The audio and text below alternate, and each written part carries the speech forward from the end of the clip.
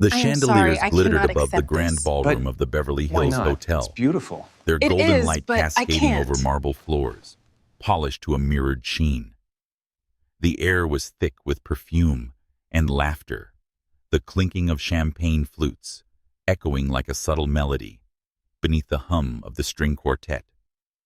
It was the kind of night Edward Lewis thrived, in a stage built for wealth, for power, for dominance. Edward had always been the center of attention. At 35, he was the CEO of a powerful investment firm, the kind of man whose name opened doors and whose signature sealed fates.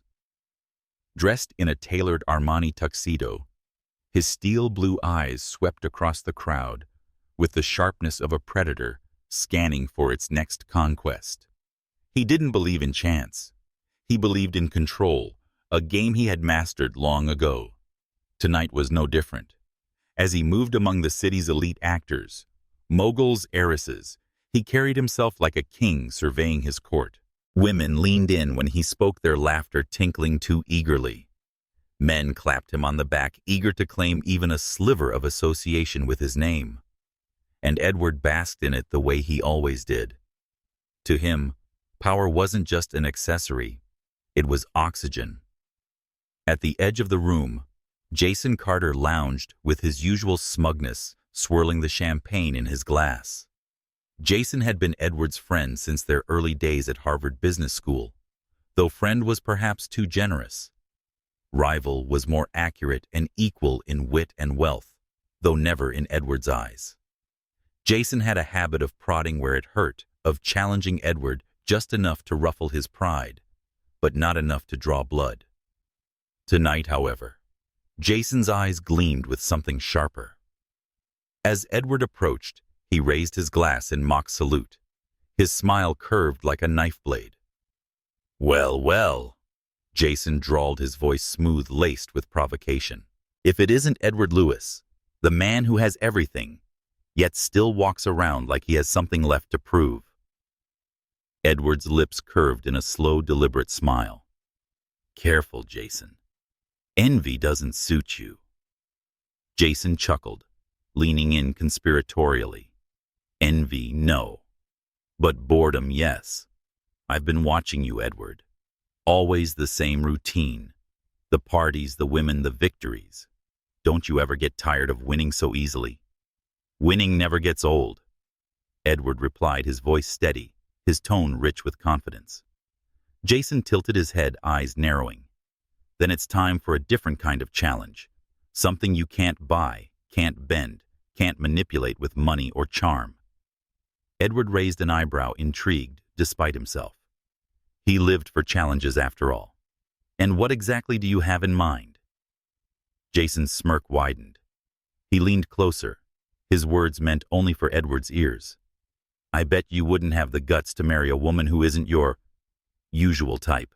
The words hung in the air like smoke, taunting, daring. Edward's jaw tightened.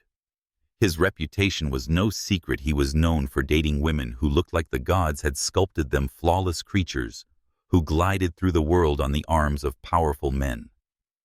The insinuation was clear to Jason. Edward's choices had always been predictable and shallow, and what Edward asked coolly would be the prize. Jason lifted his champagne glass, the liquid catching the light like molten gold. $1 million straight from my pocket to yours. But here's the twist. You must marry her, stay married, live together for at least 6 months. Only then do you win." For a moment, Edward said nothing. Around them, the party swirled on, laughter, music, clinking glasses, but silence thickened in the space between them. Jason's challenge was outrageous. It was absurd, but it was also intoxicating. Edward Lewis had never turned down a bet. Not once. His empire was built on risk, on seizing opportunities others deemed impossible. And now Jason had placed one right in his path, a gauntlet thrown in the middle of the ballroom. Edward's lips curved into a sharp smile that had unnerved competitors across boardrooms. 6 months. That's all fine. I'll take your bet. Jason's grin was triumphant. Good, because I already have someone in mind. Edward's eyes flickered with curiosity. Who? Jason didn't answer right away. Instead, he let the suspense linger, savoring the moment. Finally, he said, "Her name is Layla Ramirez." Edward frowned slightly. The name was unfamiliar. He prided himself on knowing the key players in the city, especially the ones who mattered. "Don't waste your time Googling her," Jason added with a chuckle. "She's not a model, not an actress, not a socialite. She works with a community nonprofit in South Los Angeles. She's intelligent and independent. And how do I put this delicately? Not the type you usually parade around at these parties." Edward's expression remained neutral, though his mind ticked rapidly. A woman outside his usual world. A woman explicitly chosen to unsettle him. Jason thought he could humiliate him and strip away his carefully cultivated image. But Edward wasn't the kind of man who backed down. Jason was gravely mistaken if he thought this would be the one bet he couldn't win. "I'll meet her," Edward said, his voice low, resolute. Jason's smirk sharpened. "Excellent. Consider the game begun." The following week, Edward stared at a file Jason had discreetly passed along. A few photographs, a brief background. Layla Ramirez, 29, Director of Programs at a community center. Born and raised in Inglewood. A degree in sociology from UCLA.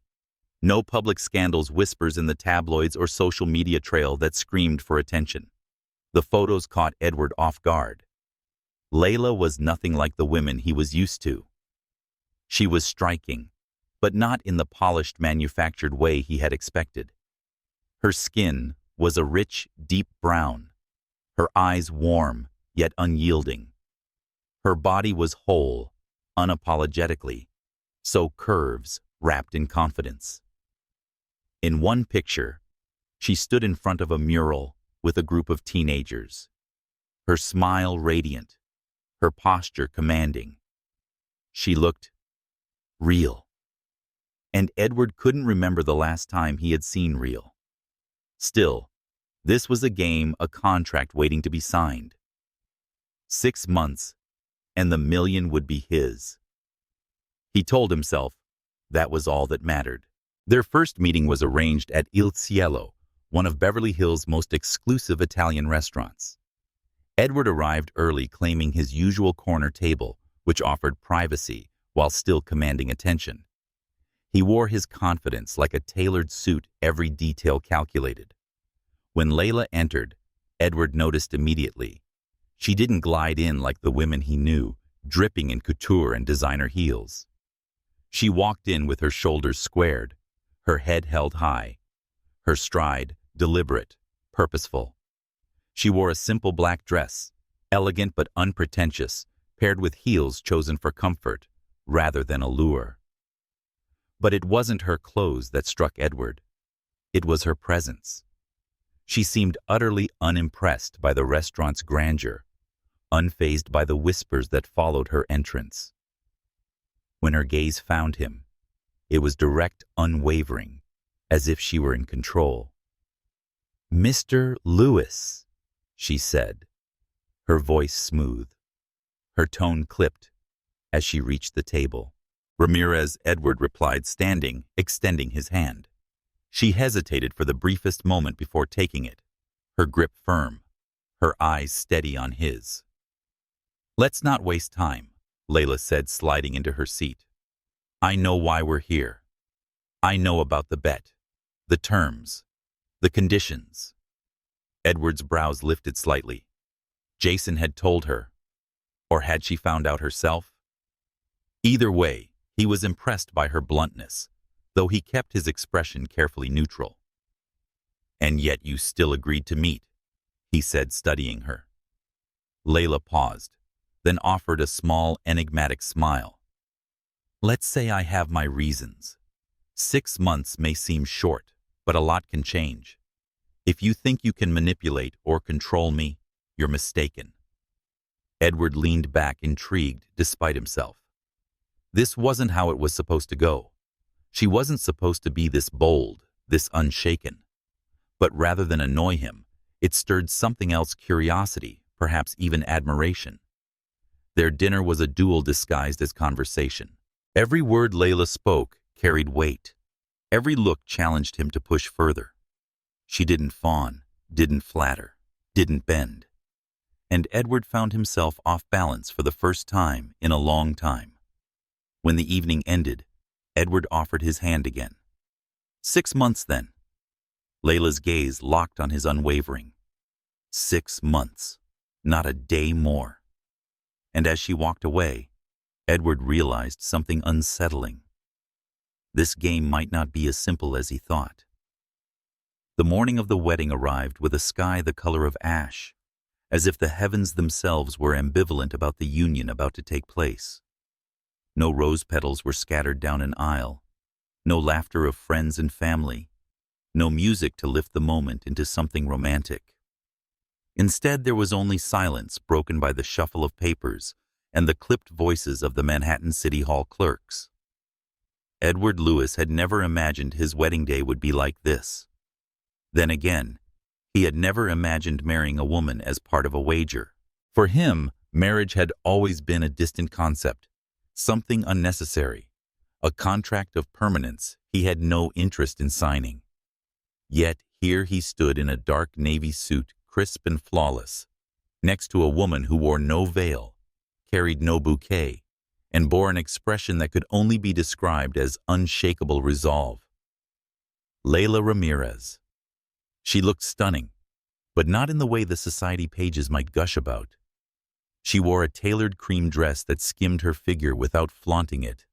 Her hair pulled back into an elegant bun, and her jewelry was minimal. Her beauty wasn't polished to perfection. It was raw, arresting, anchored in the kind of confidence that needed no embellishment. When the clerk asked them to repeat their vows, Edward spoke the words smoothly, his voice even as if reciting lines from a contract. "On the other hand," said Layla with quiet clarity, each syllable deliberate, her eyes never wavering from his. She wasn't playing along for show. She was reminding him that she understood exactly what this was and wasn't. The signatures were scrawled, the documents stamped, and just like that, they were married. No applause, no kiss. Only the sterile clack of the clerk's stamp echoed through the room, like a gavel sealing their fates for 6 months. Edward's penthouse loomed over Central Park, a glass fortress suspended above the city, its floor-to-ceiling windows offering a view most people would give half their lives to see. As the elevator doors slid open and Layla stepped inside for the first time, Edward expected her to be impressed, even if she didn't show it.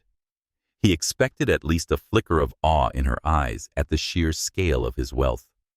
But she walked in as though entering a hotel suite. She had no intention of staying in for long. She crossed to the window, her heels tapping softly against the marble floor, and gazed at the sparkling lights below. The city sprawled beneath them, alive, glittering, restless. 6 months, Edward, she said, without turning her voice, calm, steady. Not a day more. Her words hung as firm as the steel beams held up the building. Edward leaned casually against the back of the leather sofa, his hands in his pockets, his expression a mask of amused confidence. 6 months is all I need. He meant it as a declaration of certainty. To him, 6 months was enough time to wear down her defenses and prove that every woman had a breaking point. Yet even as he said it, something in the stillness of her posture made him pause. She didn't fidget, didn't glance back to gauge his reaction. She stood rooted like someone who knew storms could come and go and still she would remain. She would. The first days of their married life unfolded like a peculiar experiment.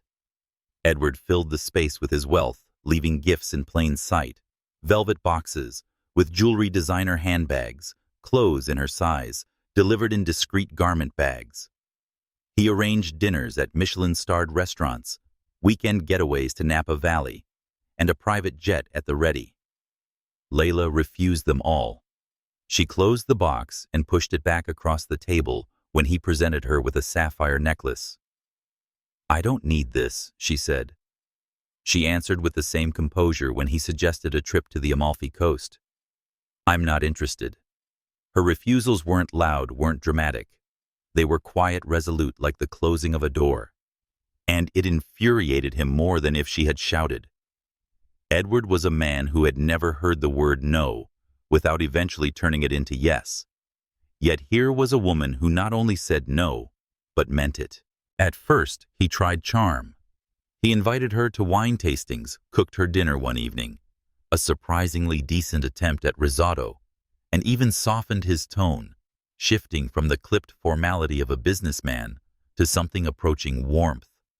She remained polite, but distant, engaging in conversation, without letting him pass the surface. Then he tried control.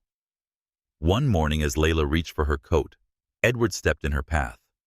He said, "You don't need to go to work anymore." His tone brooked no argument. "Your role as my wife comes first now." Layla's eyes flickered up to his calm, but sharp as glass. "My work isn't negotiable." Edward's jaw tightened. "I provide everything you could want. Why cling to a paycheck?" Her lips curved into a smile so faint it was almost invisible. "Because money doesn't define me. And if you think this marriage gives you the right to dictate my life, you're mistaken." She brushed past him, leaving the faint scent of jasmine in her wake, and the sound of the door closing behind her felt louder than it should have. Edward Lewis felt the sting of power slipping through his fingers for the first time in years. Their conversations became battlegrounds, subtle yet charged. Over dinner, he would suggest an itinerary for the week, and she would counter with her own plans, refusing to rearrange her life around his. In the mornings, he would expect her at the breakfast table, only to find a note instead. "Don't wait up." Each refusal, each quiet act of defiance dug under his skin. Yet alongside the irritation, something else stirred an odd fascination. He began noticing how her laughter lit up a room when she spoke with friends on the phone, a sound she never shared with him. He saw how she paused to watch the sunset over the park, standing on the balcony, as if the colors meant something sacred. He saw her independence, her refusal to be consumed by his world. It unsettled him. It intrigued him. And late at night, when the city slept and he found himself staring at the ceiling, Edward wondered if he wasn't in control. One evening, after another tense exchange, Edward poured himself a drink and sank into the leather armchair by the window. Layla sat across the room, reading a book. Her posture was relaxed, and her expression was serene. He studied her, the curve of her cheek, the light catching the edge of her braids, the way she seemed utterly unbothered by his presence. Finally, unable to restrain himself, he spoke. "I don't understand you." Layla looked up slowly, closing her book with deliberate care. "What's there to understand?" Edward said that any other woman would be thrilled to live this life. His voice edged with frustration. "The penthouse, the gifts, the travel. But you act as though it's not enough." Her gaze locked on his, steady and piercing, "Because it isn't." He blinked, caught off guard. "Then what do you want?" Her answer was quiet, but it struck like thunder. "Respect, Edward. I want respect." The words landed heavily in the silence between them. Edward felt their weight pressing against his chest, heavier than any business loss he'd ever endured. Respect. Something he had never been asked to give because people always settled for his money, his influence, his power.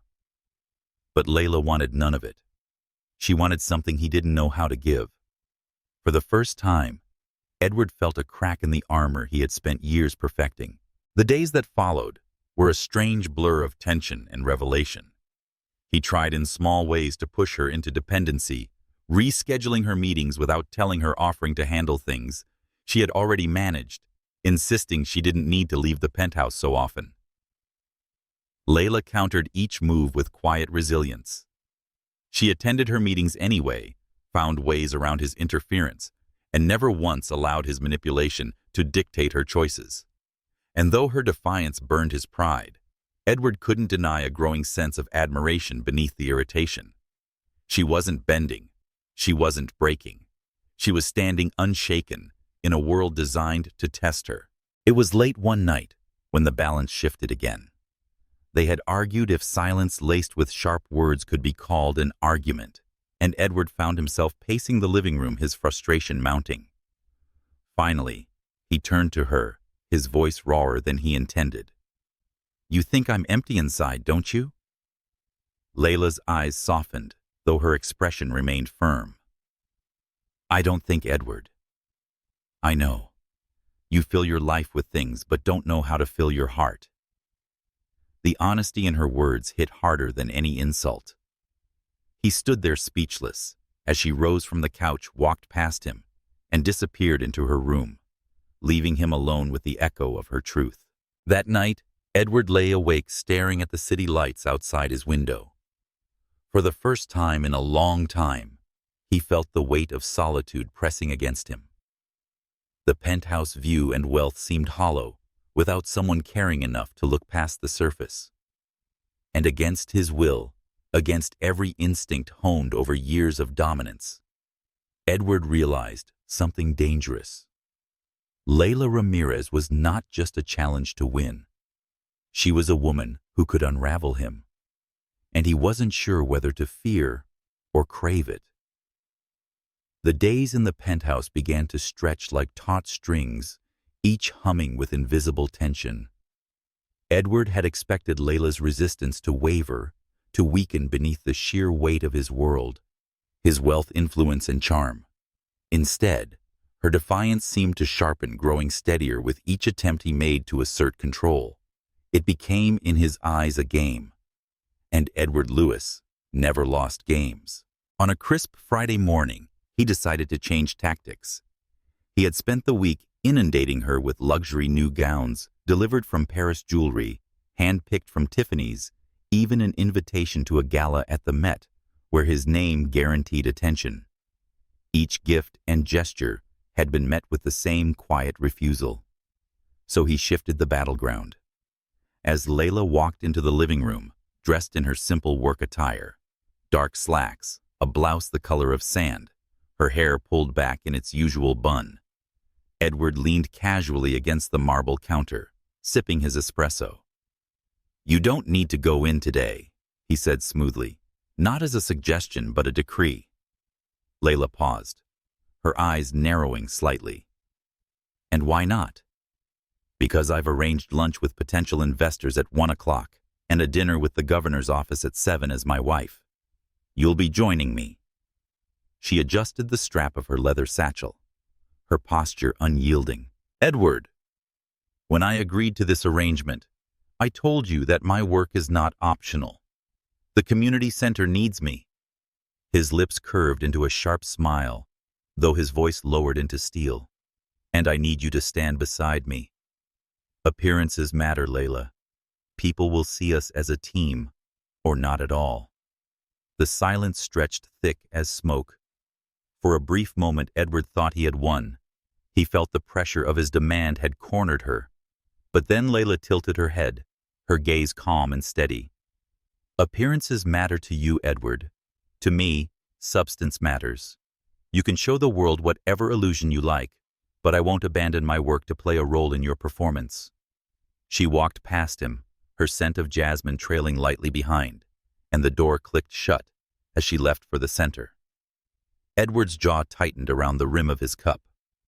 For a man who had built empires and bent competitors to his will, rejecting one woman felt like an unfamiliar defeat, and he despised it. That evening, when Layla returned, she found the penthouse eerily silent. The speaker's usual low hum of jazz and the subtle clink of crystal were absent. Edward was waiting in the living room, a decanter of scotch half empty on the table beside him. His tie was loosened, his eyes darker than usual. "You embarrass me," he said, his voice quiet, controlled, but beneath it a storm raged.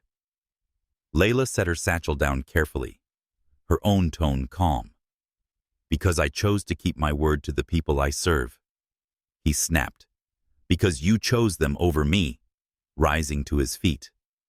His presence loomed the full weight of his height and intensity, pressing toward her. You think this is just about you, about your principles? No. It's about control, Layla. And in this marriage, I decide the rules. Her chin lifted, her eyes flashing with a quiet fire that refused to dim. Then you've already lost. The words struck him harder than he expected. He stood there searching her face, and for the first time he realized she wasn't merely resisting him. She was challenging the very foundation of who he was. Over the following weeks, their encounters became battles fought in silence, as much as in words. Edward manipulated schedules, canceling her meetings without notice, and arranging interviews and events that demanded her presence. Layla, resourceful and unyielding, found ways to circumvent his interference. She rescheduled meetings, called in favors, and always returned to the penthouse with the same quiet composure, as if daring him to push harder. It drove Edward to the edge. Each failed attempt to bend her to his will festered like a bruise on his pride. And yet, beneath the frustration, something else grew, something he didn't dare name. He caught himself watching her when she wasn't looking, the way she tied her hair back in the mornings. Her laughter softened when she spoke to the children at the center on the phone, and her silence wasn't emptiness, but strength. She was unlike anyone he had ever known, and that unsettled him more than her defiance. One night, after another silent dinner, Edward finally broke the tension. Why did you agree to this? He demanded, his voice cutting through the stillness. You knew it was a bet. You knew the terms. Why would a woman like you walk into this? Layla set her fork down, her eyes meeting his with unnerving steadiness. For a moment she said nothing, as though weighing how much to reveal. Finally, she leaned back in her chair, her lips curving into a faint, enigmatic smile. Let's say I have my reasons, and when the time is right, you'll understand. Edward frowned. That's not an answer. It's the only answer you'll get tonight, she replied calmly, rising from her seat. As she walked away, her words echoed in his mind like a riddle. I have my reasons. For the first time, Edward wondered if he had underestimated her. The tension only deepened as days turned into weeks. Their marriage became a chessboard, each move calculated, each counter sharper than the last. When Edward blocked her calendar, Layla arrived at her meetings anyway, sometimes with the help of colleagues who admired her resilience. When he forbade her from traveling, she left a simple note. I'll be back tomorrow. Don't wait up. And when he confronted her about it, she met him with words that cut deeper than any defiance. You can lock the doors, Edward. You can cage the body, but you'll never cage the will. Her words gnawed at him long after she disappeared into her room. Yet something unexpected began to happen. The more he tried to control her, the more Edward felt control slipping from his grasp, not just over her, but over himself. Late at night, he would lie awake staring at the ceiling, haunted by her words. He replayed their arguments, her calm refusals, her piercing eyes that seemed to see right through the armor he had worn for years. And beneath the frustration was something more dangerous: desire. Not the shallow desire he felt for women who fawned over him, but something more profound, raw. A pull that unsettled him, whispered of vulnerability he didn't know how to face. The breaking point came one stormy evening in late October. Rain lashed against the penthouse windows, and the city below blurred into streaks of light and shadow. Edward returned from a meeting, his temper simmering from a deal gone wrong. He found Layla on the balcony, a shawl draped around her shoulders, watching the storm. Why do you do this? He asked, suddenly, his voice rougher than intended. She turned slightly, her expression unreadable. Do what defy me. Resist me. Any other woman would have given in by now. Her gaze met his, steady and unyielding. Because I'm not any other woman. The rain hammered against the glass, a rhythm like a drumbeat. Edward stepped closer, his frustration spilling into his words. I don't understand you. No, Layla said softly. You don't, because you've never cared to. Her words pierced him, cutting deeper than any insult. He stood there, caught between fury and something he couldn't name. As she turned back to the storm, her figure silhouetted against the lightning. And for the first time, Edward felt a chill, not from the storm outside, but from the realization that this woman, this stranger he had married on a bet, was beginning to unravel him. That night, as he lay awake listening to the rain, her voice echoed in his mind. You've never cared to. It wasn't just defiance. It was the truth. And Edward, who had built his life on power, wealth, and control, began to wonder if he had finally met someone who could strip it all away. The first chill of November had settled over Manhattan, the kind that seeped into bones despite the city's restless hum. From the penthouse windows, Central Park stretched like a dark sea of bare branches, the glow of street lamps flickering between shadows. Inside, warmth filled every corner. Crystal chandeliers, Persian rugs, the soft purr of a gas fire. But the atmosphere between Edward and Layla was anything but warm.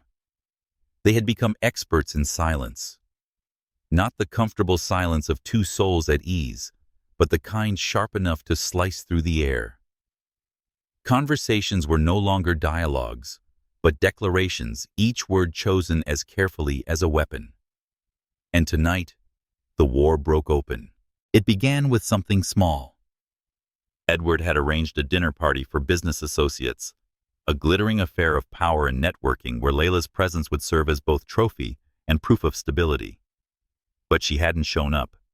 Instead, he had stood at the head of a long mahogany table, flanked by politicians and financiers, offering empty smiles while the chair beside him remained painfully vacant. Whispers had floated through the room.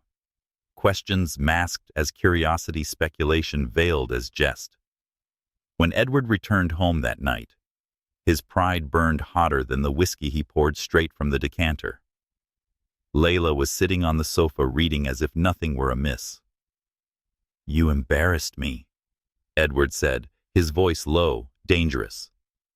She didn't look up from her book. Did I? He slammed the glass onto the table, the sound splintering the quiet. Please don't play games with me, Layla. I needed you there tonight. I expected you to be there. Finally, she lifted her gaze, calm, unflinching. And I told you I had plans. The center held its annual fundraiser. Hundreds of families rely on us to keep our doors open this winter. That mattered more than sitting pretty at your table. Her tone was even, but her words landed like a slap. Edward moved closer, his fists tightening at his sides. Do you realize what's at stake when you defy me publicly?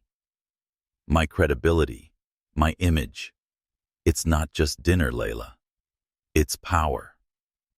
Her lips curved in the faintest smile, one that held no warmth. And do you realize what's at stake when I give in to you? My integrity, my purpose. You might measure your worth in power, Edward, but I measure mine in lives changed. We're not playing the same game.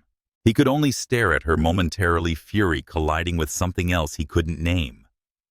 He was used to women apologizing, placating, and bending.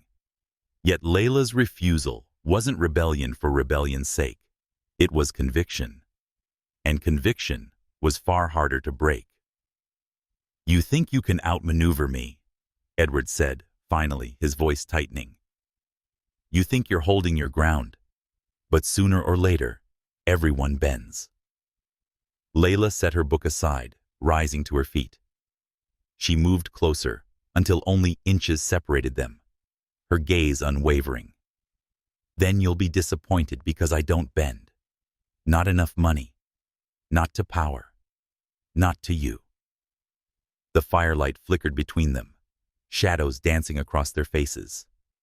For the first time in years, Edward felt the strange sensation of being seen not as a conqueror or king, but as a man stripped bare of his illusions. And he hated it. In the days that followed, their conflict escalated. Edward doubled down on his attempts to control the narrative of their marriage, limiting her access to contacts, subtly undermining her commitments, and orchestrating moments where she would be forced to rely on him. But Layla anticipated every move as if she had already read the script.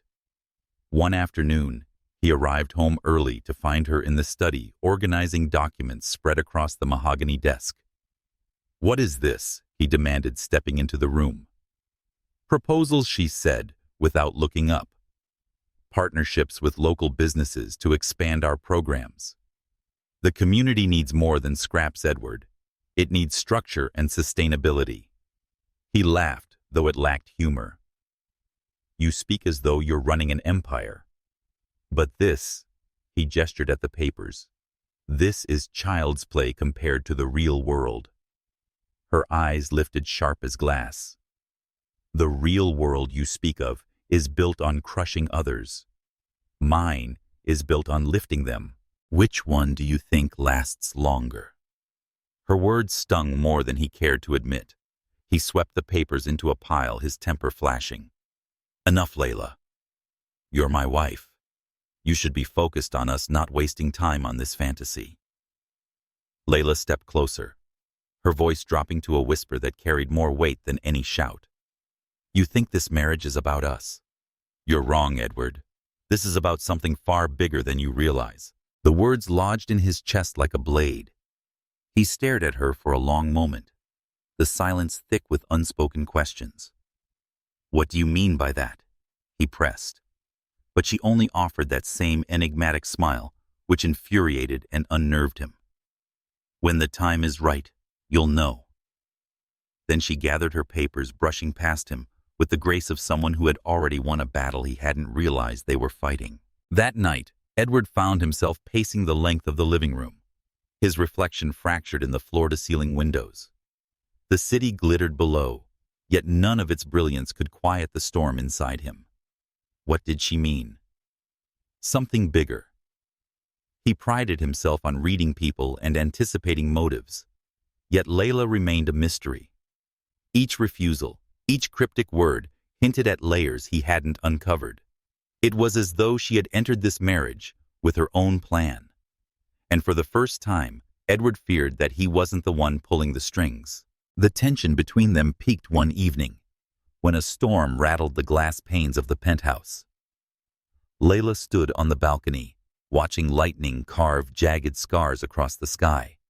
Edward joined her, his expression hard, his heart pounding with a cocktail of anger and something dangerously close to longing. He told me the truth. His voice cut through the thunder. "Why are you really here? Why agree to a bet you claim to despise?" Layla turned, her shawl whipping in the wind, her eyes blazing with an intensity that unsettled him to his core. Because sometimes, Edward, the best way to win is to let your opponent think they're in control. The words hit him like a strike of lightning. The storm outside seemed quiet compared to the storm brewing inside him. "You're saying I'm the opponent?" he asked, his voice low. Layla's lips curved into a resolute, neither cruel nor kind smile. "You're not nearly as untouchable as you think." And with that, she turned back to the storm, leaving Edward to grapple with the most terrifying realization of his life. The bet he thought he controlled might have been hers all along. That night, sleep eluded him. He lay awake, staring into the darkness, her words echoing in his mind. Sometimes the best way to win is to let your opponent think they're in control. For the first time in his career, his life, Edward Lewis wasn't sure if he was playing the game or if he was the game itself. The winter sun cast pale light across Manhattan. Its rays filtered through the penthouse's towering windows. The city outside bustled with the usual chaos. Yellow cabs, honking steam, rising from the grates, the faint hum of life that never slept. Inside, however, a different kind of storm was brewing. Edward had always believed that silence could be conquered. Silence was something you filled with wealth, with power, with noise. Yet the silence Layla wielded against him was different. It wasn't empty. It was a wall, a fortress built brick by brick, with every cool glance, every clipped response, every deliberate absence of reaction. And it was driving him mad. It began subtly. He would make an effort at breakfast, a perfectly brewed cappuccino, a selection of croissants flown in from Paris. Layla would sit across from him, her back straight, her eyes lowered to her phone, scrolling through emails from her nonprofit team. She would thank him politely, never cruelly, but the distance in her voice carved deeper wounds than outright rejection. When he returned from work in the evenings, he found her reading on the sofa or sketching plans for community projects, her shawl wrapped loosely around her shoulders. He would linger nearby, hoping for a spark of conversation. Sometimes he tried charm, sometimes provocation. Neither worked. She gave him courtesy, never warmth. And yet the more she withheld, the more he craved. One night, after returning from a tense board meeting, Edward found Layla seated by the window, her notebook on her lap, her pen moving across the page. He watched her momentarily, the lamplight casting soft gold across her face, highlighting the curve of her cheek and jaw. She looked untouchable. "Still writing your manifestos," he said, his voice tinged with mockery, though his chest tightened at the sight of her. Layla looked up, her gaze calm but steady. "Still clinging to your illusions." The sharpness of her reply startled him. He crossed the room, standing close enough to catch the faint scent of jasmine in her hair. "You speak as though you've already won." Her lips curved into a faint, knowing smile. "Maybe I have." The words rattled inside him long after she returned to her room. That smile, calm, controlled, assured, gnawed at his pride. Edward had dominated every arena for years, business, society, relationships. Yet here was a woman who treated his victories as meaningless, his power as irrelevant. And the truth that unsettled him most was not her defiance. It was the fact that he wanted her, not as a prize, not as a conquest, but as something else entirely, something he couldn't yet define. The following week, Layla began to exert her presence in ways that unsettled him further. At a charity gala hosted by one of his partners, Edward had insisted she attend. She arrived in a simple emerald dress, elegant but understated, her natural confidence radiating brighter than any jewel. The room shifted when she entered. People turned, conversations paused, not because of the spectacle she made, but because of the authenticity she carried. She spoke with donors, not about investments or politics, but about families, children, futures. Her words were calm, but persuasive, drawing more attention than Edward's carefully rehearsed speeches. He watched, simultaneously proud and threatened. For once, the spotlight did not belong to him. On the drive home, he broke the silence. "You enjoyed stealing the room from me, didn't you?" Layla turned her gaze out the window, the city lights flickering across her face. "I didn't steal anything, Edward. People are drawn to sincerity. It's a language you've forgotten how to speak." The remark cut deeper than he expected. He gripped the steering wheel tighter, saying nothing. At home, the tension thickened. Edward found himself pacing late into the night, replaying every exchange, every glance, every smile she gave to others, but never to him. Jealousy, an emotion he had never tolerated, crept into his veins like poison. One evening, unable to bear the distance, he confronted her. "Tell me, Layla," he said, standing in the doorway of her study. "Is this all just amusement for you? Watching me unravel?" She looked up from her desk, her expression calm, almost pitying. "You unravel because you've built yourself on illusions. I'm not responsible for that." His chest tightened. "Then, what do you want from me?" Layla set her pen down, folding her hands neatly atop her notebook. Her gaze held his with quiet intensity. I want you to see what you really are, Edward. Not the man you parade for the world. The man beneath. The one you bury under money and power because you're terrified of being ordinary. Her words pierced him like arrows, exposing wounds he didn't know existed. He wanted to lash back to defend himself with sharp words, but none came. Instead, he stood there in silence, feeling stripped, vulnerable, raw. In the following weeks, Edward tried a different tactic. Not control, not manipulation, but something he had rarely offered anyone: honesty. He began small. Over dinner one night, he admitted a mistake he had made in business, a deal that had cost hundreds of jobs. He expected her to pounce on his vulnerability, to wield it against him.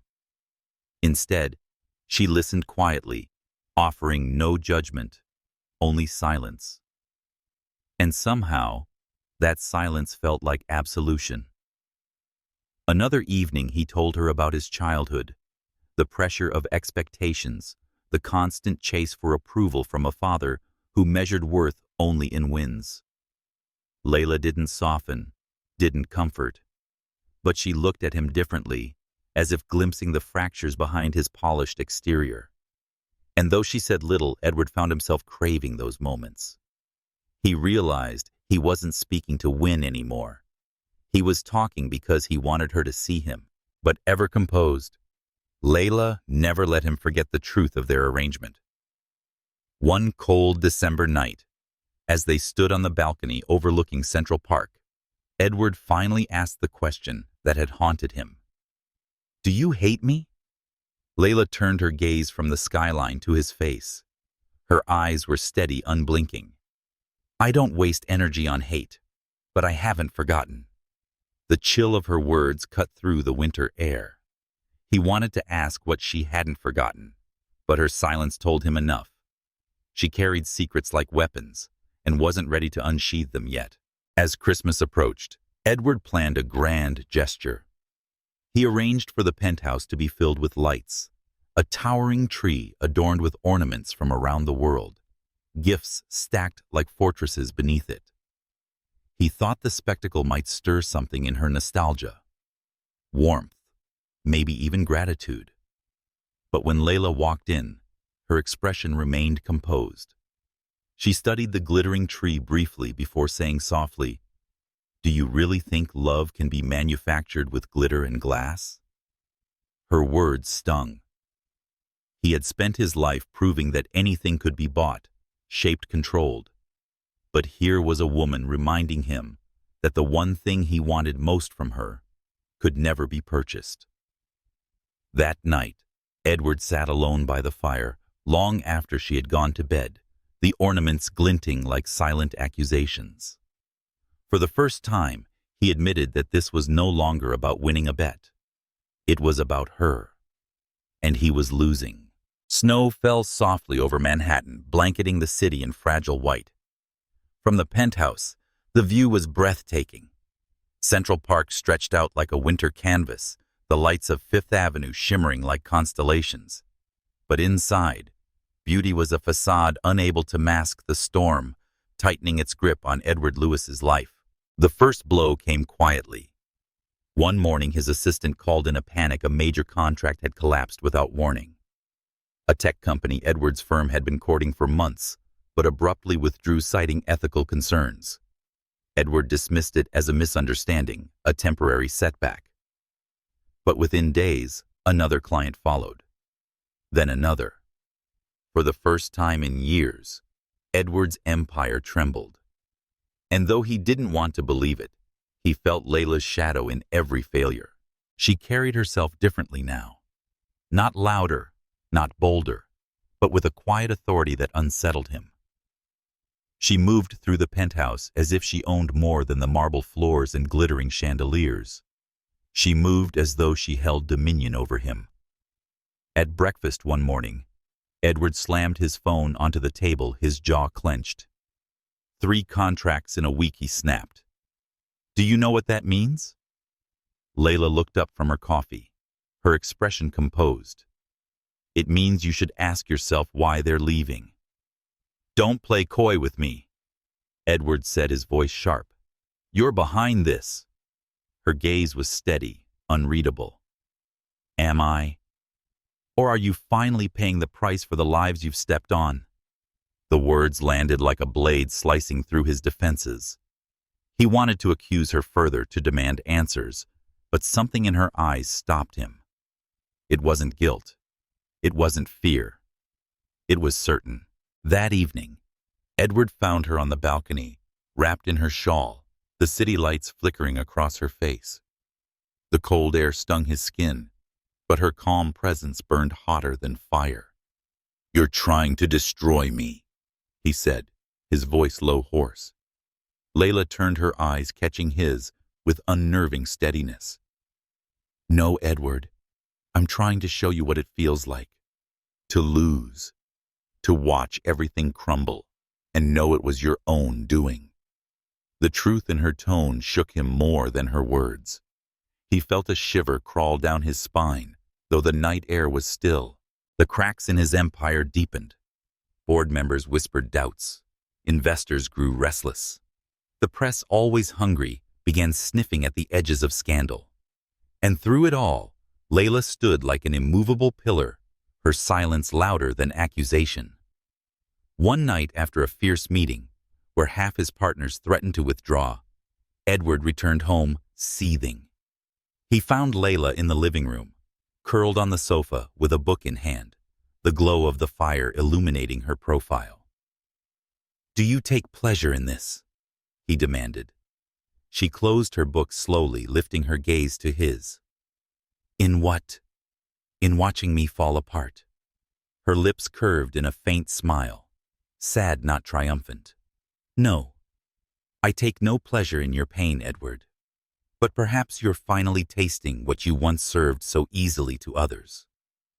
Her calmness infuriated him, but beneath the anger was something worse: guilt. He hated how her words clung to him, dragging ghosts of past deals, broken lives, forgotten faces into his mind. The distance between them grew, yet so did the pull. Edward found himself watching her when she wasn't aware. The way she moved through the penthouse with quiet grace, the way she listened to music softly while cooking, the way her laughter, rare but genuine, lit the room when she spoke with friends on the phone. He told himself he despised her.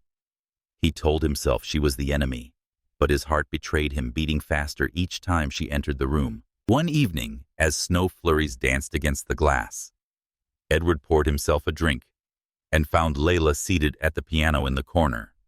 He hadn't even known she could play.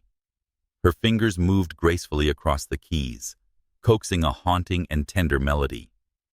He stood in the doorway, transfixed.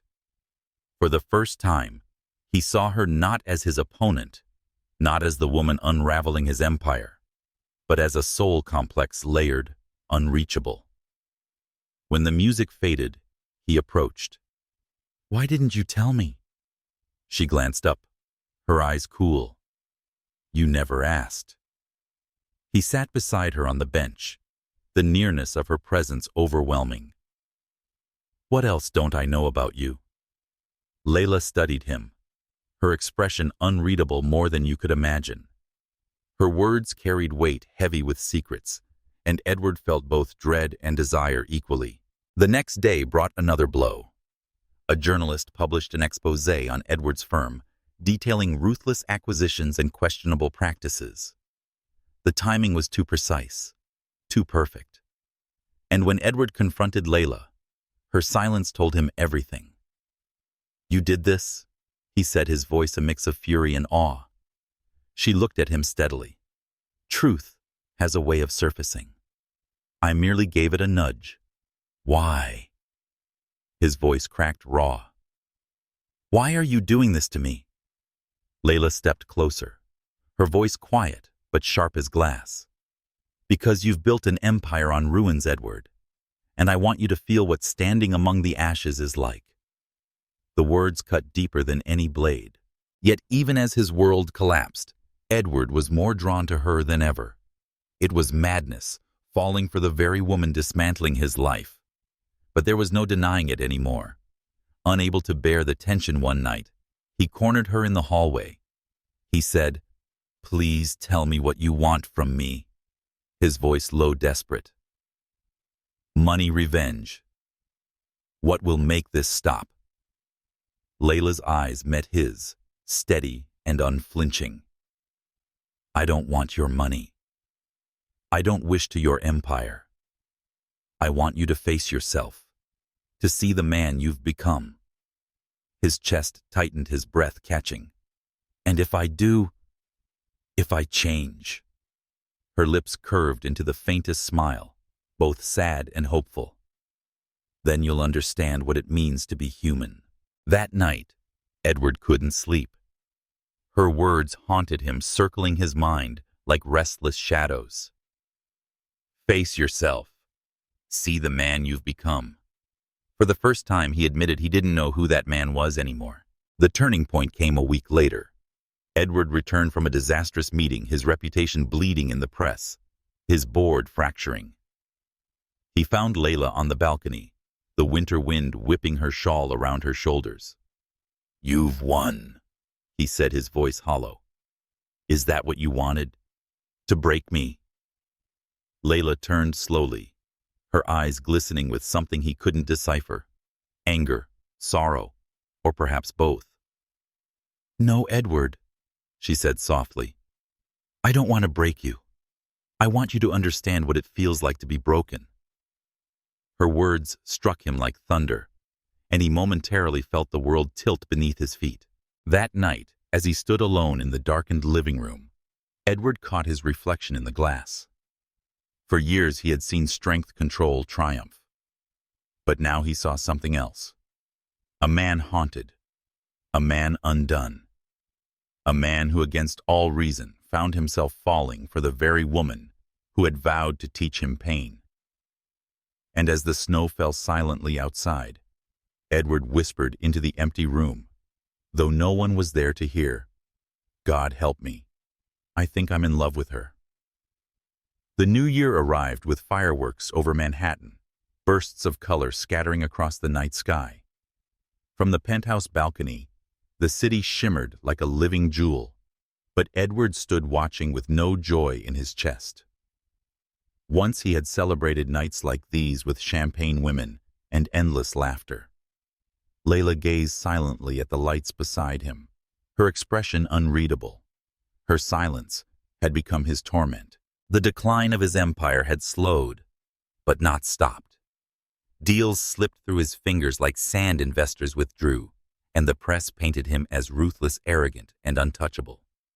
And though he tried to convince himself it was a coincidence, he couldn't shake the suspicion that Layla's quiet hand guided the tide.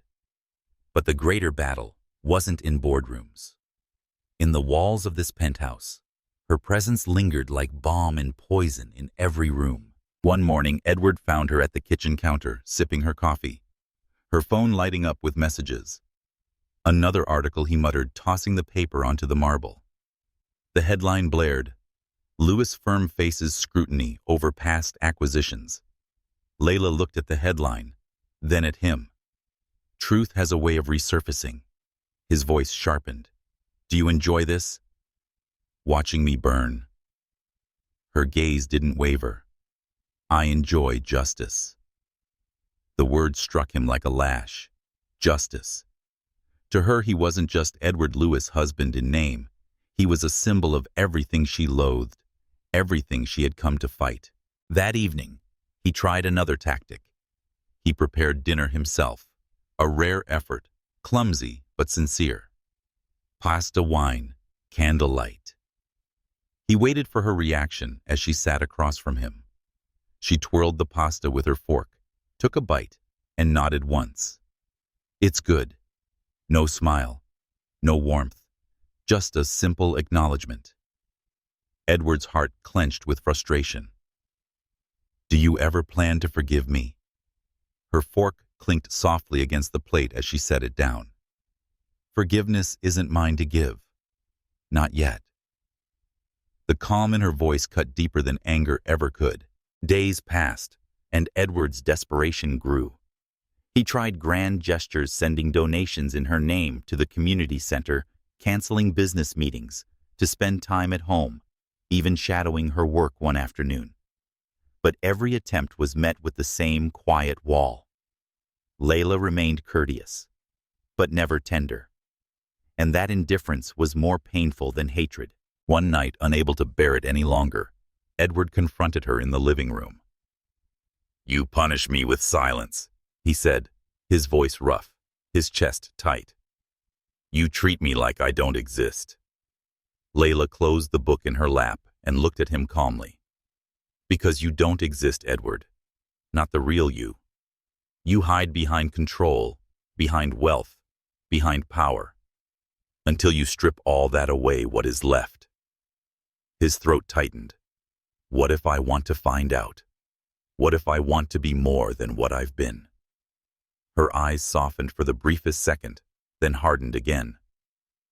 "Wanting isn't enough. Prove it." The challenge lingered like smoke, and Edward realized this was no longer about winning or losing a bet. It was about survival, not of his empire, but of his soul. The following weeks tested him in ways he hadn't imagined. He began small, showing up unannounced at the community center, not as Edward Lewis the tycoon, but as a volunteer. He swept floors, served meals, and listened to stories of families struggling to survive. At first, people eyed him with suspicion, whispers trailing in his wake. But over time, some began to nod in acknowledgement, offering cautious smiles. Layla noticed, though she said nothing.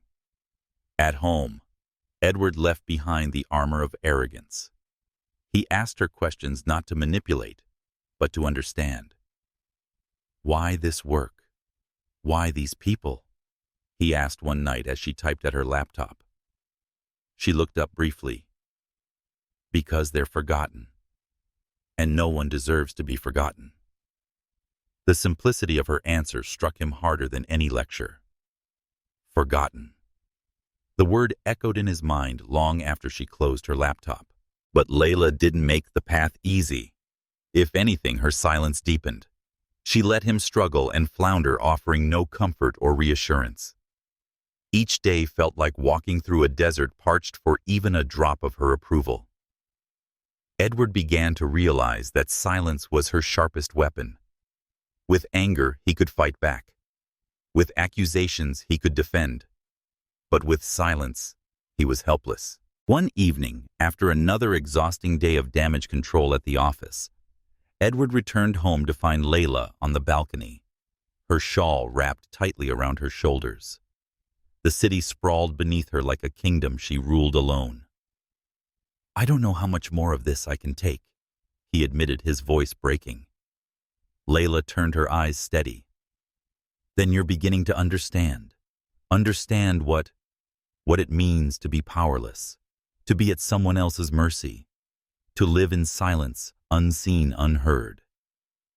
The truth of her words sank into him like lead.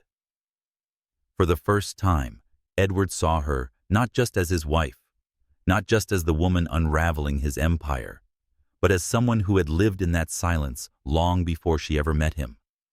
And its weight broke something inside him. That night, he sat alone in the living room, the fire casting flickering shadows across the walls. He stared at the wedding band on his finger, remembering how meaningless it had seemed on the day they married. A contract. A bet. Now it felt like a shackle. But not because of the bet. Because of her. Because he wanted her to see him believe in him, and forgive him not as Edward Lewis the tycoon, but as Edward the man beneath.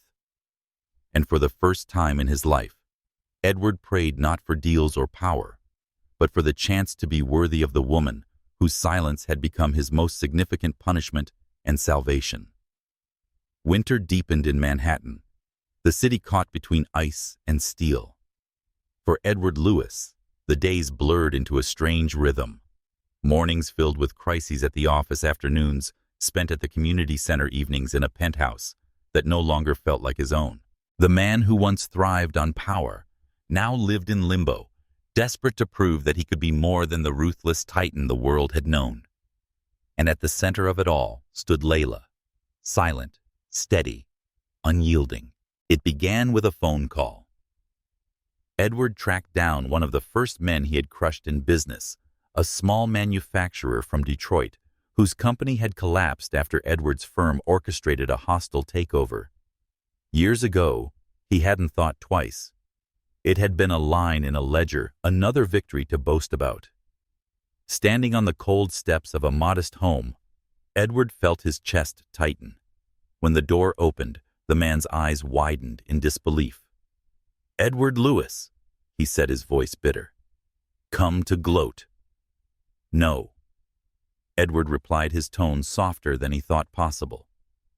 "I came to apologize." The man laughed, sharp and bitter. "Apologize? That's rich. You destroyed my livelihood. My family lost everything." Edward swallowed hard. "I know, and I can't undo it. But I want to help rebuild if you'll let me." Silence stretched between them. Finally, the man shook his head, though his eyes betrayed a flicker of something surprise, maybe even reluctant respect. "Do what you want," he muttered, closing the door. It wasn't forgiveness, but it was a start. Edward made more visits. Families, small businesses, and communities his empire had trampled. At first, he was met with anger, with slammed doors and bitter words. But he kept showing up. He offered money and time, listening, volunteering, and helping rebuild. Word spread. Slowly, whispers of change followed him, though doubt lingered. Layla knew. She said nothing, but Edward caught her watching, sometimes her eyes unreadable. She didn't ask where he was going when he left early in the mornings. When he returned worn and weary, she didn't press him for answers. But he felt her presence like a quiet judge, recording every action, weighing every step. One evening, Edward returned to the penthouse, with exhaustion heavy in his bones. He found Layla sitting by the fire, a cup of tea in her hands, the flames painting her skin in warm gold. Without thinking, he sat across from her, his voice raw. "I met with the Thompsons today," he said quietly. "The family in Queens whose shop I bought out. They lost everything. I offered to finance a new one." Layla's eyes lifted from her tea, her gaze steady. "And do you think money will erase the years they spent in struggle?" His chest tightened. "No. But maybe it's a start." She studied him for a moment, then nodded once. "A start isn't enough, but it's something." It wasn't approval, but it wasn't rejection either. For Edward, it felt like the first crack in the wall she had built around her heart. The tension between them remained, but it began to shift. Their conversations no longer exploded into battles. Instead, they simmered with something quieter, heavier. One night, as snow drifted outside the windows, Edward found Layla at the piano again, her fingers coaxing a soft melody. He leaned against the doorway, listening. "You play beautifully," he said, his voice low. She didn't stop or look at him, but her lips curved faintly. "It's not about playing beautifully. It's about feeling." He moved closer, his heart tightening at the vulnerability in her tone. "Do you ever feel anything for me?" The music faltered for a moment, but she continued playing. "Feelings aren't the issue, Edward. Choices are. And yours destroyed lives." Her words landed with the weight of truth, and Edward said nothing. Yet the flicker in her voice, softer than usual steel, stayed with him long after the music ended. The weeks passed, and Edward's attempts at redemption grew bolder. He didn't just visit families, he started initiatives funding programs, offering scholarships, rebuilding what he had once torn down. And through it all, Layla remained a silent witness. She never praised, never condemned. But her eyes followed him, and Edward lived for those rare moments when her gaze softened, when silence felt less like punishment and more like acknowledgement. One night after returning from another long day, Edward found Layla on the balcony, her shawl wrapped tight, the winter wind tugging at her braids. "You watch me," he said softly. stepping beside her, and always watching. Waiting. For what? Layla turned her eyes glistening in the city lights for truth. Truth. Her voice dropped, laced with pain he hadn't heard before. The truth of who you are. And the truth of what you did. Edward's chest constricted. Then tell me. Tell me what I did to you. Layla's gaze pierced him, steady and sharp. Not yet. You're not ready. The words chilled him more than the winter wind. As February crept in, the balance between them shifted again. For the first time, Edward noticed Layla softening just barely. She accepted the coffee he made for her, sat with him silently at breakfast, and allowed brief conversations that didn't end with her retreating. But she also grew more introspective and distant in a different way. She seemed to carry something heavy, as though bracing for a revelation she wasn't sure he could survive. Edward sensed it. The tension was no longer just about power or pride. It was about secrets pressing at the surface, ready to break. One evening, after a long silence between them, Edward spoke. He admitted, "I don't know who I am anymore." His voice low, raw. Without the money, without the power, what's left? Layla turned to him, her eyes filled with something he had never seen before. Not hatred, not defiance, but sorrow. That, she said softly, is what terrifies you most. And it's why you need to know the truth. He leaned forward, desperate. Then tell me. Please. Her lips parted, as though she might finally reveal the secret she had carried for months. But instead she shook her head. Soon. That night, Edward couldn't sleep. He lay awake, staring at the ceiling, haunted by the weight of her words. Soon. It felt like standing on the edge of a cliff, the ground crumbling beneath him, waiting for the fall. And for the first time, he realized that Layla's truth might destroy the man he had been and the fragile hope of the man he was trying to become.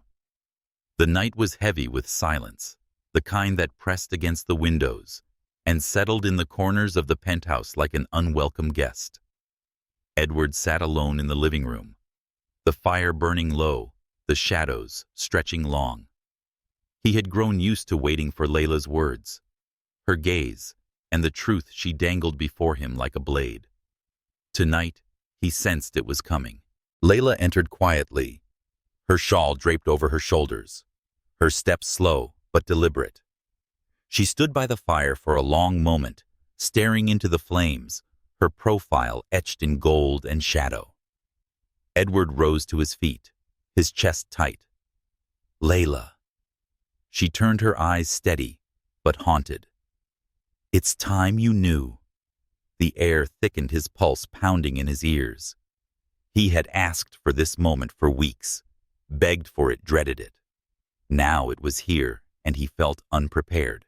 Layla's voice was calm, but each word carried the weight of years. My father was a good man, she began. Hard-working, honest. He ran a small logistics company in Chicago. We weren't rich, but we lived with dignity. He believed in building something steady, something that would last. For years, he poured his life into that business. It was his legacy, my family's lifeline. Edward swallowed, unease tightening his throat. One day, she continued, her gaze fixed on the fire. Your firm came. Lewis and Carter. You offered him a partnership that was nothing more than a trap. He resisted, but you made sure resistance was impossible. Loans were called in early. Clients were bought out from under him. Within months, his company collapsed. Everything he had worked for was gone. Her voice cracked just slightly. I was 21. I watched the man who raised me lose not just his business, but his hope. He sank into despair. And one night he didn't come home. They found him the next morning. The flames crackled, but Edward barely heard them. His chest caved inward, as though the weight of her words pressed against his ribs. Layla's eyes finally lifted to meet his. They burned not with rage, but with grief so raw it cut deeper than anger ever could. My father took his own life because of you. Edward staggered back as though struck. His breath came in shallow gasps. Faces, names, contracts he had signed. So many won, so many battles, crushed so many opponents. He had told himself it was just business, that people would recover, that the strong survived. But this was a life, a family, a father. His voice broke. Layla, I didn't know. No, she said, her tone like steel. You didn't care to know. That's the difference. Tears pricked his eyes, his pride crumbling. He pressed a hand to his forehead, his body trembling. God, what have I done? But Layla wasn't finished. There's more, she said softly, and her voice carried a pain so deep it silenced him. At the time, I was pregnant. Edward froze, the words slicing through him like glass. She swallowed hard, her eyes glistening. The stress, the loss, the grief, it broke me. I lost the baby, my child, my future. Her tears fell freely now, glimmering in the firelight. So when I say you destroyed my family, Edward, I don't mean just a company. I tell my father, my child, my world. Her voice shook, but her gaze remained steady. That is why I agreed to this bet, because for once, I wanted you to feel powerless, to know what it's like to lose something you can never return. Edward dropped to the sofa, his hands trembling, his vision blurred by tears. He tried to speak, but no words came. His throat closed around the enormity of her truth. Finally, he whispered, broken, I never wanted this. Layla, I didn't know. Her reply was a whisper too, but sharp as a knife. That's the problem, Edward. You never knew. Because you never looked at the people you stepped on. We were invisible to you. He buried his face in his hands, shame crashing over him like waves. For the first time in his life, Edward Lewis felt smaller than the man he had once crushed, smaller than the empire he had built. Layla turned away, wrapping her shawl tighter. She moved toward the balcony, her silhouette framed by the glow of the city. Her shoulders shook with the weight of her grief, but her voice remained steady. I didn't come into this marriage for your money or your name. I came to remind you that actions have consequences, that you can't erase pain with gifts and grand gestures, that lives are not just numbers on a balance sheet. Her words were final, echoing in the hollow space between them. Edward rose unsteadily, his heart pounding with desperation. He crossed the room, stopping just short of touching her. Layla, he pleaded, his voice raw. I can't undo what I did. I can't bring him back. I can't get your child back. But please, please believe me when I say I am sorry. Not as Edward Lewis, the businessman.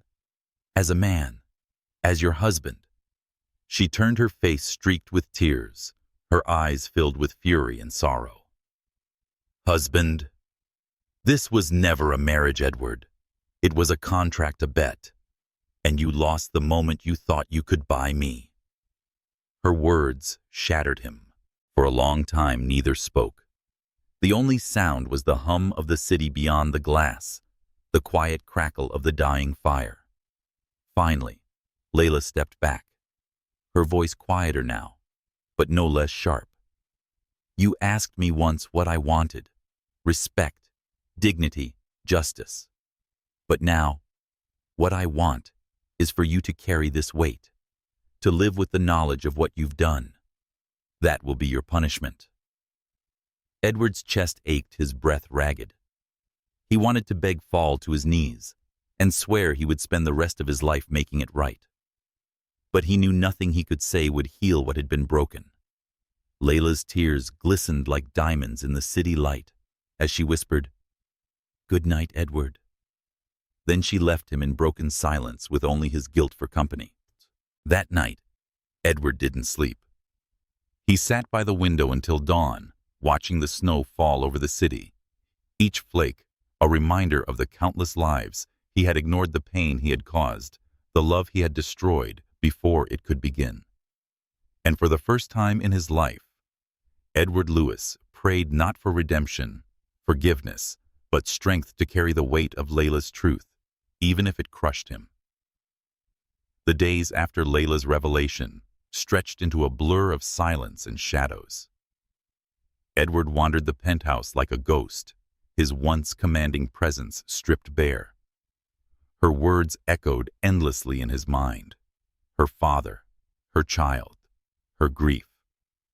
The weight of it pressed into his chest until breathing itself felt like a punishment. Yet a seed had been planted somewhere in that abyss of guilt, a realization.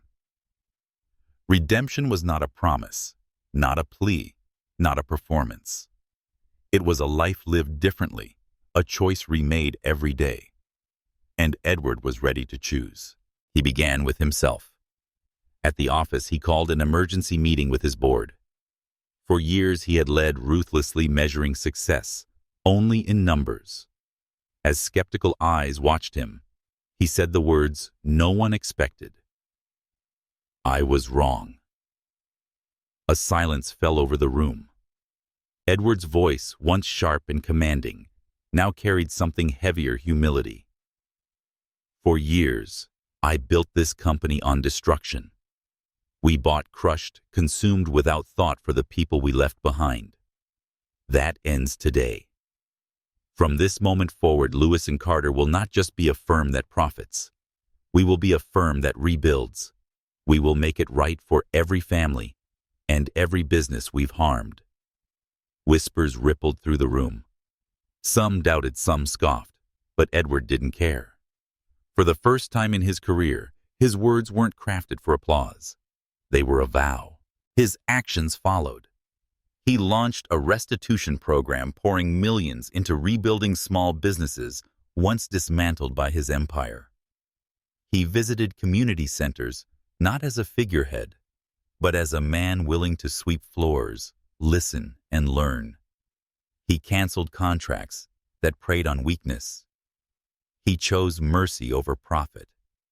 And slowly, the city began to take notice. The ruthless tycoon was changing. Some called it a publicity stunt. Others whispered redemption. Layla watched, always watching. She remained cautious, her walls intact. But she couldn't ignore what she saw: a man stripped of arrogance, willing to dismantle the empire he had once worshipped. One evening, Edward returned to the penthouse late, weary, but determined. He found Layla in the kitchen preparing tea. For weeks, their conversations had been minimal, functional. Tonight, something shifted. "You stayed late," she said quietly, not unkindly. "Edward admitted that I was meeting with a family we ruined. They're rebuilding now. And for once, I wasn't there to close a deal. I was there to serve." Her eyes lingered on him, softening just slightly. "And how did it feel?" He exhaled the truth, heavy in his voice, like the first thing in years that mattered. For a long moment, they stood in silence. Then Layla poured a second cup of tea and slid it toward him. Small, almost imperceptible. But it felt like the first light to Edward after an endless night. Winter melted into spring, and with it came fragile beginnings. Layla allowed him into her world piece by piece. She invited him to a fundraiser at her community center, not as a benefactor, but as a guest. She watched as he spoke not about profits, but about second chances. She saw how children gravitated toward him, not for his name, but his newfound gentleness. One evening, as they left the center together, Layla paused under the blooming cherry trees. "You're different," she said softly. Edward met her gaze, his voice steady because of you. Her lips curved just barely. "Don't change for me, Edward. Change because it's right." "I am he," whispered. And for the first time she believed him. Their relationship remained delicate, fragile as glass. There were setbacks, moments when Edward's old temper flared, when Layla's pain resurfaced. But they began to talk honestly, about loss, fear, and the possibility of a future neither dared to imagine. One night, as rain tapped softly against the windows, Edward finally asked the question that had haunted him. "Can you ever forgive me?" Layla's eyes shimmered with tears. Forgiveness isn't forgetting. It isn't erasing. It's choosing to move forward despite the pain. Her hand hovered, then rested gently on his. "I'm not ready to forgive everything, Edward, but I am prepared to try." The warmth of her touch burned into him like salvation. Months passed, and something beautiful bloomed where there had only been ash once. Edward proposed again, not with spectacles or diamonds, but with simplicity. A quiet evening at the community center, surrounded by the children Layla loved. He knelt and offered her a modest ring. This time he said, his voice trembling, "No bets. No contracts. Just love. Just us." Tears filled Layla's eyes, and she smiled fully without restraint for the first time since they met. Yes, their wedding was nothing like the cold contract that had bound them months before. It was small, intimate, held in the garden of the community center, with families, children, and friends gathered. Layla wore a simple white gown, Edward a suit without extravagance. As they exchanged vows, Edward's voice broke with sincerity. "You were the storm that broke me, Layla, and the light that rebuilt me. I vow to spend every day proving worthy of your love." Layla's tears sparkled as she whispered back, "And I vow to let love heal what pain once destroyed." When they kissed, it wasn't the kiss of a bet won or lost. It was the kiss of two souls who had walked through fire and found each other on the other side. Months later, on a golden summer morning, Layla placed his hand gently over her stomach, her eyes shining. "Edward, we're going to have a baby." His breath caught his eyes, filling with tears. He pulled her close, holding her, as though the world itself had just been given back. This time he whispered, his voice breaking, "We'll do it right. I'll do it right." And for the first time, Layla believed that love could grow even from the ashes of betrayal. The story of Edward and Layla was no longer one of wagers and revenge, but of redemption and renewal. They had both carried pain, both fought battles that left scars, but together they chose hope. Their love became a testament that light could be found even in the darkest of beginnings. That forgiveness, though not easy, was possible. Hearts once broken could beat stronger than ever before. And as Edward held Layla's hand beneath the soft glow of twilight, he knew the bet that had started it all had been the most significant loss of his life, because it led him to the only victory that mattered. If this story touched your heart, we'd love to hear your thoughts. Don't forget to like this video if you enjoyed it. Share your feelings in the comments. What moment moved you most? And subscribe to our channel for more powerful love stories filled with twists, redemption, and hope. Share this story with friends who believe in the power of love and second chances. Your support means the world to us, and it helps us bring more stories like this to life.